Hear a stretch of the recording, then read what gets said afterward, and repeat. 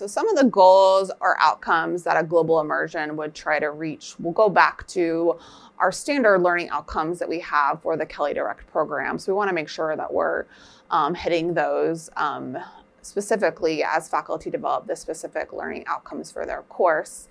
That being said, right, what's the compelling rationale to take students to a different country to learn? And so thinking about that's learning about the context of international business.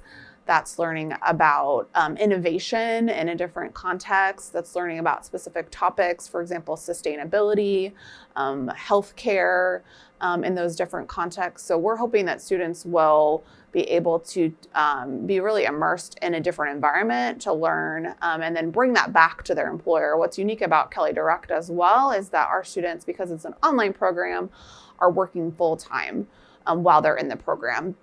So the idea is that they could go to, for example, our students just traveled to Costa Rica to learn about the business of healthcare. So many of them are doctors or work in healthcare fields, so they could go and learn about the free healthcare system in Costa Rica and how they've approached that, and then bring that back immediately to their job and think about how they'd apply that in real time, and then also apply that in their coursework in the MBA program.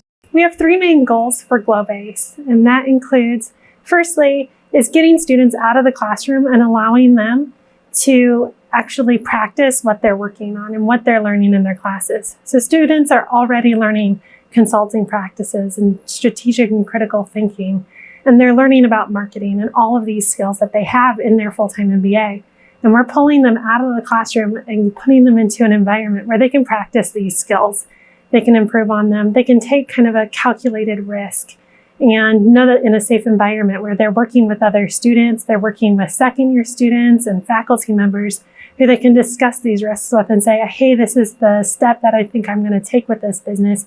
Do we think this is a good one? So it has a sort of scaffolding set up in place so students can explore. They can make some safe mistakes and really grow and learn and kind of establish those skills that they're learning in the core.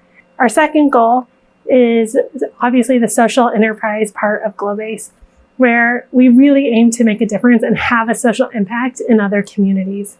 So we find these businesses that are kind of soul and heart of the community businesses.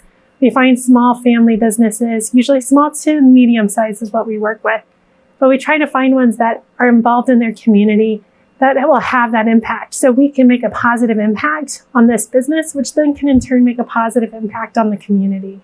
And then our third goal is also about global learning. You know, this is global business and social enterprise. And so we teach students in class all about business, but they're learning about business from an American perspective. They're learning about business in the United States most of the time. And so by taking them out and putting them in a different business culture, you're really breaking that comfort zone and changing the ways that they think. So just because a student has been thinking about something in a way, this doesn't mean it's necessarily the correct way. My favorite example of this is a student we worked with this last year, was working with a business in Argentina.